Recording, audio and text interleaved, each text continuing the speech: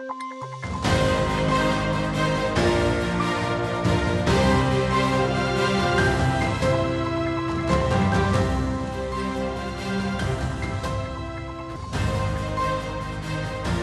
Monsieur, bonsoir. Gouvernance des finances publiques au menu de cet épisode de Questions d'actu. Quelle restructuration du modèle de cette gouvernance au Maroc et en France? La question est au centre des débats du 16e colloque international de finances publiques qui se tient à Rabat les 1er et 2 novembre. Le thème est on ne peut plus d'actualité, d'abord car les débats sur le projet de loi de finances 2025 viennent de commencer au Parlement. Et puis ce colloque intervient au moment où le Maroc est engagé dans un chemin de développement et de réforme copieusement budgétivore. Ce colloque intervient aussi au lendemain d'une visite d'État historique à plus d'un titre du président de la République française Emmanuel Macron au Royaume du Maroc. Un partenariat d'exception multiforme qui couvre aussi les finances publiques. Pour en parler, j'ai l'immense plaisir de recevoir en exclusivité ce soir le trésorier général du Royaume du Maroc, Nourdine Bensouda. Bonsoir et merci de répondre. Bonsoir madame, merci pour votre invitation. Merci à vous de l'accepter. Les relations Maroc-France connaissent une embellie remarquable. Quelles sont les facettes de ce partenariat d'exception en termes de finances publiques, en tout cas dans le domaine des finances publiques? Le partenariat que nous avons avec la France depuis quelques années dans le domaine des finances publiques, avec le ministère de l'économie et des finances et plus particulièrement avec la direction générale des finances publiques, DGFiP, est historique. Ça fait des années qu'on coopère sur différents métiers, notamment les métiers de ressources, et en même temps, sur le plan des comptes publics, nous avons entretenu cette relation et je pense que ce 16e colloque, il arrive à point nommé juste après la visite du chef d'État français, Emmanuel Macron, à Sa Majesté Mohamed VI, que Dieu l'assiste. Et je crois que toute politique publique, elle doit être finançable et nous sommes là pour relever le défi et essayer de mobiliser pour le pays les conditions de financement de ce développement tant attendu au Maroc. Justement, le ministère de l'économie et des finances et l'Association pour la Fondation internationale de finances publiques, donc la FONDAFIP, organisent demain vendredi et samedi le 16e colloque international de finances publiques. Comment ce genre de manifestation, où les débats comprennent d'éminentes personnalités du monde de la finance, mais pas que, comment ce genre de colloque impacte, influence des politiques publiques? En fait, c'est toujours en début d'année qu'on organise ce colloque depuis 16 ans. On a traité plusieurs thèmes sur les finances locales, les finances sociales, sur le droit budgétaire, sur la souveraineté financière et économique. Et comme nous avons un réseau assez étoffé entre l'élite économique et financière du Maroc et de France, nous avons eu le plaisir de recevoir beaucoup de responsables français. Je peux citer Philippe Seguin, que Dieu ait son âme, Jox, Didier Migaud, président de la Cour des comptes et qui est aujourd'hui garde des Sceaux, Alain Lambert, ancien directeur du budget, qui sont les deux. Migaud et Alain Lambert sont je dirais, ceux qui ont mené la réforme de la loi organique des finances en France en 2001. Au Maroc, nous avons notre réforme de 2015 qui a suivi juste la Constitution de 2011. Et les principes de gestion, de bonne gouvernance se trouvent dans cette Constitution. Il fallait les décliner dans la loi organique des finances, c'est ce qui a été fait, et justement pour une meilleure gestion des finances publiques, que ce soit au niveau des recettes, des dépenses et au niveau des comptes publics. Et les principes, ce sont des principes qui proviennent de la gestion privée, tels que la recherche de la performance, des procédures, des contrôles internes, du contrôle de gestion, une comptabilité générale qui permet à tout un chacun de savoir où on est, par exemple, le Trésor marocain par rapport à ses engagements. Et c'est ce qui nous permet d'être notés au niveau international et de lever la dette. Et les agences de notation suivent de près les finances publiques au sens large du terme, y compris les finances locales. Et dans ce sens, la Trésorerie générale du Royaume publie chaque mois la situation du budget de l'État et aussi des collectivités territoriales que les décideurs utilisent. Quand je dis décideurs, c'est-à-dire au niveau du gouvernement et aussi par rapport au Parlement qui contrôle et aussi au niveau du contrôle juridictionnel par la Cour des comptes. Alors, le thème qui a été choisi donc, pour cette 16e édition, vers une meilleure restructuration du modèle de gouvernance financière publique au Maroc et en France. Quel est le diagnostic aujourd'hui, M. Bensouda, du modèle de gouvernance actuel des finances publiques? En fait, certains pourraient considérer comme une critique par rapport à ce qui existe. Mais en fait, c'est plutôt pour poursuivre et renforcer ce qui existe déjà et l'améliorer. Parce que, comme vous le savez, toute organisation, ou tout ministère, ou tout État essaye d'innover, d'améliorer par rapport aussi à l'évolution technologique. L'intelligence artificielle est là, et puis les outils changent, les méthodes, et ainsi de suite. Ici, il s'agit de plus de méthodes, de plus d'organisation, de plus de convergence entre les acteurs, notamment les départements ministériels, entre le national et le territorial, et aussi au niveau des outils, et puis essayer d'organiser et le prélèvement, les prélèvements obligatoires en termes de ressources, et en même temps la dépense publique pour qu'il n'y ait pas superposition au niveau de l'action publique entre une collectivité territoriale, une entreprise publique et l'État. Donc, essayer d'éviter les silos qui pourraient exister, et d'ailleurs qui existent dans d'autres pays, et qui ont été critiqués par un certain nombre d'économistes et de responsables qui font les évaluations des politiques publiques. Il y a ce rapport PEFA, Public Expenditure and Financial Accountability, le programme d'examen des dépenses publiques et d'évaluation de la responsabilité financière, qui loue les efforts du Maroc. Le Maroc a effectué un bond considérable dans ce classement, on va dire, international. D'ailleurs, 60% des indicateurs évalués ont obtenu les meilleures notes, mais il reste à faire, notamment dans la gestion locale.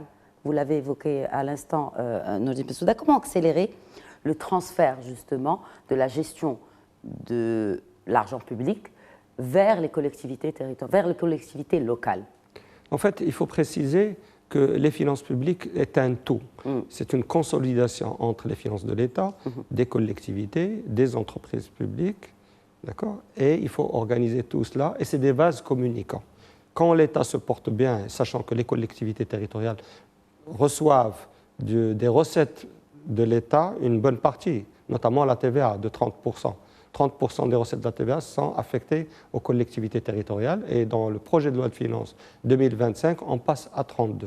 Dans cette mouvance et ce besoin au niveau territorial, la Trésorerie générale a été chargée de gérer la fiscalité locale, notamment il y a eu transfert de l'assiette de la taxe sur les services communaux et de la taxe d'habitation, et nous nous sommes mobilisés.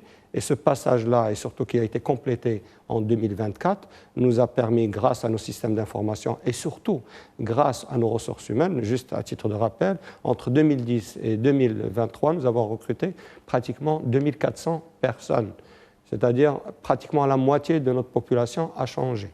Le taux d'encadrement est passé de 40 à 74, le taux de féminisation de 35 à 45.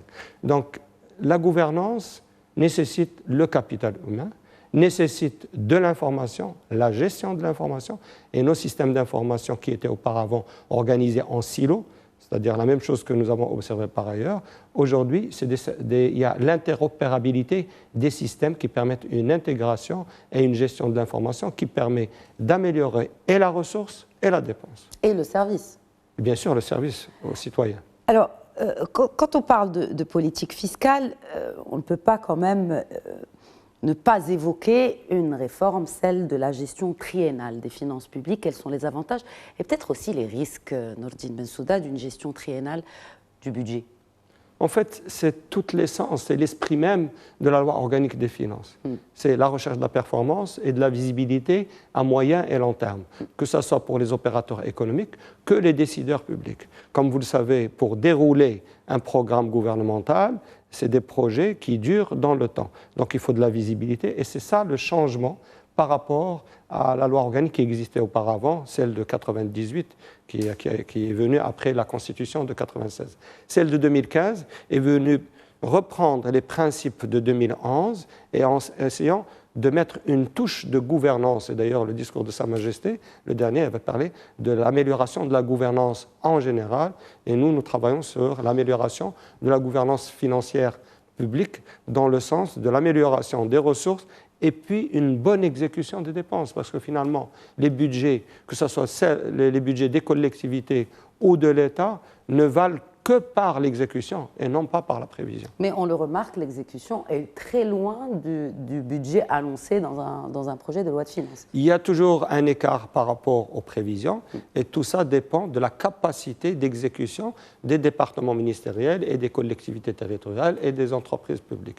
Entre le moment où on accorde des enveloppes budgétaires pour toutes ces institutions, il y a la capacité du personnel et c'est pour ça que l'investissement est fondamental en matière de ressources humaines expertes pour pouvoir dérouler, mettre en œuvre les politiques publiques. Et aussi dans le principe de prévisibilité, et ce principe aussi qui est central, n'est-ce pas, même dans la loi organique des finances, celui de la sincérité du budget.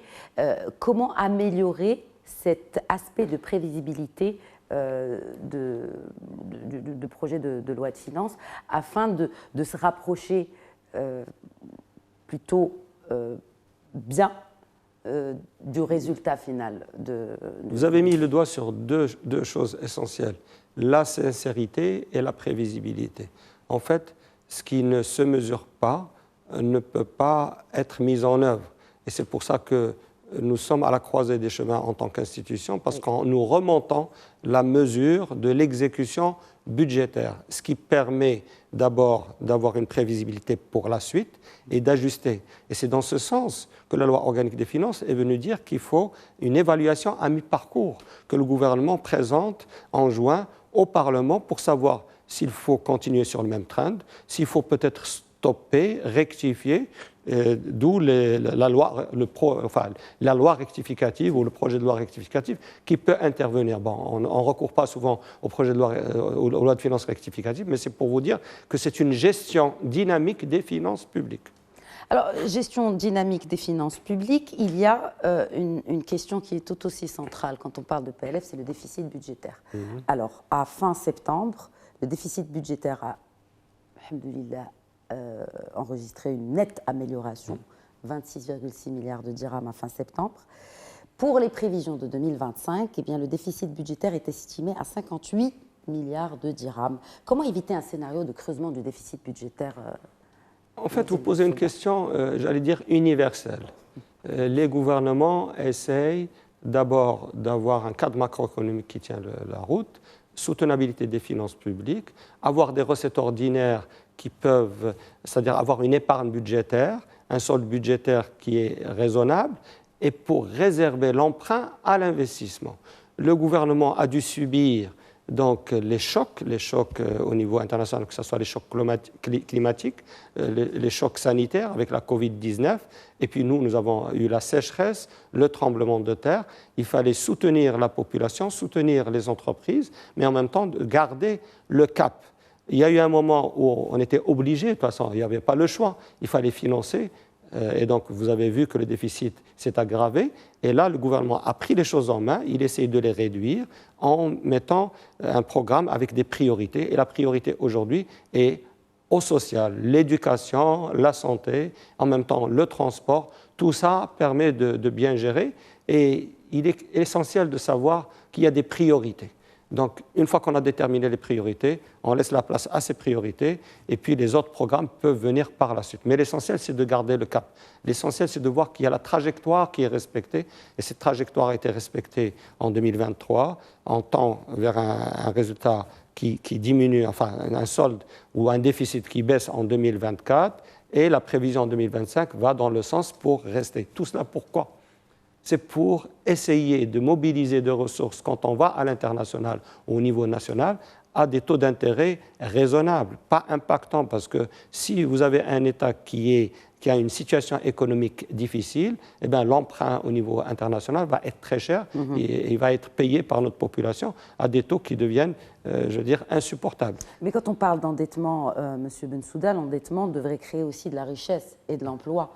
Or, malgré des niveaux records des montants d'investissement public, on voit que le chômage atteint des niveaux inédits.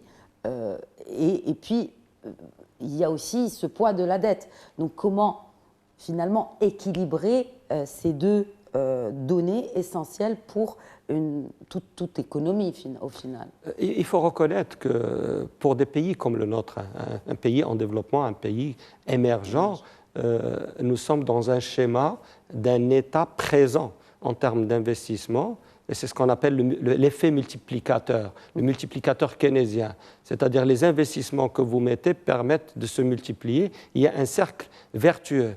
Et justement, puisque le privé ne fait que le tiers de l'investissement, c'est l'État qui fait, l'État au sens large du terme, fait les 2 tiers. Nous sommes obligés par la commande publique de soutenir l'économie, soutenir la croissance. Et c'est la croissance qui crée de l'emploi et qui diminue le chômage. Mais le plus important, et il faut le garder à l'esprit, c'est que l'endettement est encadré par la loi organique des finances. L'endettement sert à l'investissement. Et c'est le plus important. Il sert à l'investissement et il sert aussi à créer des emplois ? Bien sûr, bien entendu, parce Comment ? que quand vous mettez à la disposition des investisseurs, que ce soit les investisseurs étrangers ou marocains, des infrastructures de qualité, la meilleure réponse, essayez de circuler dans le Maroc, vous allez voir toutes les infrastructures qui sont là, ports, aéroports, lignes ferroviaires, la LGV, la future ligne Kenitra, Marrakech, Inch'Allah. Donc tout ça, les stations de dessalement, c'est-à-dire c'est les conditions qui permettent aux opérateurs économiques d'investir et de créer de l'emploi. Alors, toujours en ce qui concerne les réformes structurelles que s'apprête et que le Maroc a déjà engagées, qui sont, je le disais tout à l'heure, budgétivores, il est essentiel de mener à bien, d'opérationnaliser ces réformes tout en maintenant un équilibre budgétaire et tout en maintenant le sacro-saint de l'équilibre des finances de l'État. Est-ce qu'aujourd'hui, sur la trajectoire sur laquelle nous allons, on peut assurer cet équilibre-là ? Justement, le chef de gouvernement, le ministre de l'économie et des finances, le ministre délégué au budget, j'allais dire, et tous les experts en domaine des finances publiques, justement, c'est ça leur travail. C'est d'essayer en même temps de concilier entre les politiques publiques nécessaires pour le pays et garder une soutenabilité des finances publiques. Et les arbitrages se font au niveau donc, du ministère de l'économie et des finances, bien sûr, avec l'arbitrage du chef de gouvernement pour les enveloppes budgétaires. En même temps, il faut répondre à des besoins, par exemple dans le domaine de la santé, dans le domaine de l'éducation, à la protection sociale qui est fondamentale. Et vous avez vu la relation directe aujourd'hui qui existe entre l'État et les citoyens, que ce soit sur le plan de la santé publique ou que ce soit le soutien, par exemple, au logement. Aujourd'hui, nous accompagnons et il y a un appui pour les populations pour acheter leur logement, parce que le logement fait partie de la stabilité des ménages. Et donc, tous ces efforts-là sont faits dans le sens de l'amélioration de l'environnement. Et comme vous avez dit, mais il faut s'occuper davantage des jeunes qui sont la force de notre pays. Et puis, il y a un autre aspect, c'est la politique fiscale. Monsieur le Trésorier général du Royaume, il y a une politique fiscale. Comment assurer un équilibre entre l'impôt sur les biens de consommation? Comment élargir finalement cette assiette fiscale à même de répondre aux besoins de développement et de réforme que nécessitent les politiques publiques actuelles du Royaume? En fait, la politique fiscale, elle traduit une vision. Et cette vision, c'est le vivre ensemble. Pour vivre ensemble, chacun doit payer en fonction de ses facultés contributives. Et généralement, quand un pays se développe, les impôts directs augmentent au même rythme que les impôts indirects, tels que la taxe sur la valeur ajoutée ou les taxes de consommation, telles que les taxes intérieures de consommation. Donc, avec les réformes qui sont menées, justement, c'est pour pousser la contribution des opérateurs économiques, notamment parce que quand vous prenez la structure des impôts aujourd'hui, nous avons une bonne partie qui provient des salaires, de la TVA à l'importation à l'intérieur et de l'IS pour les entreprises les plus transparentes. Donc l'objectif qui a été tracé par le gouvernement, c'est de diminuer les taux de manière progressive et de pousser la plupart des entreprises ou entrepreneurs à contribuer davantage parce que ça permet de vivre ensemble et de participer au financement du budget de l'État. Alors, pour revenir à ce colloque, 16e colloque international des finances publiques qui se tient donc, rappelons-le, à Rabat le 1er et 2 novembre, il y a un rapport que vous allez partager avec l'audience. Nous voudrions, si vous le souhaitez évidemment aussi, que vous partagiez avec nous les points saillants de ce rapport, M. Bensouda. En fait, c'est un rapport qui fait un rappel historique de voir un peu l'évolution des dépenses du personnel sur une période assez longue, de 2000 à 2023, les dépenses d'investissement de 2000 à 2023 et qui progressent, qui ont été multipliées par 5. Je parle du budget de l'État. Et mettre en parallèle l'augmentation des recettes. Et nous voyons que le taux de couverture change d'une année à une autre, mais le plus important, c'est que ce taux de couverture progresse. Comme ça, l'épargne budgétaire est positive, c'est-à-dire il y a une épargne budgétaire qui permet de financer l'essentiel des dépenses de fonctionnement et une partie de l'investissement. Et comme je l'ai dit auparavant, l'emprunt ou la dette devrait être réservée à l'investissement. Maintenant, il faut que cet investissement soit productif, comme vous l'avez dit, mais ça met du temps. Ça, c'est le premier volet. Mais pour aller un peu plus dans le détail, j'insiste sur l'intégration des systèmes. L'intégration des systèmes, par exemple, en ce qui concerne les recettes, en 2004, il y a eu une intégration du recouvrement avec l'assiette au niveau de la Direction générale des impôts, ce qui a permis une bonne progression des recettes. Nous avons intégré aussi en termes de dépenses le contrôle des engagements des dépenses de l'État avec la trésorerie générale, donc il y a un seul contrôleur, donc c'est de la bonne gestion. Et puis nous assistons en 2024 à l'intégration de l'assiette et du recouvrement de la fiscalité locale qui a donné une dynamique. Pour vous donner un chiffre, valeur 30 octobre 2024, la taxe sur les services communaux a augmenté de 36%. Sur un an? Oui, la même période. La taxe d'habitation a augmenté de 26%. Pourquoi? La taxe sur les terrains non bâtis a augmenté de 22%. Tout simplement. Pourquoi? Comment? Ressources humaines, interopérabilité des systèmes. Auparavant, nous travaillions en silo, dépenses de personnel à part, gestion des ressources à part, gestion des dépenses à part. Aujourd'hui, les systèmes communiquent, mais bien sûr, il y a une maîtrise, mais surtout de l'investissement dans les ressources humaines. Les ressources humaines, c'est l'essentiel. Les ressources humaines et l'information. C'est une information qui est partagée avec nos partenaires, douanes, impôts, office d'échange, ainsi de suite. Et tout ça favorise un bon recouvrement parce que finalement, en matière fiscale ou en matière budgétaire, le plus important, ou plutôt fiscal, c'est ce qui est recouvré. Et même l'équité qui peut être théorique ou légale n'a aucun sens si elle n'est pas réelle. Donc ce qui nous intéresse, c'est l'exécution des budgets. Et c'est la lutte contre la fraude aussi et l'évasion fiscale. C'est l'un des sujets qui seront traités aussi dans ce colloque. En effet.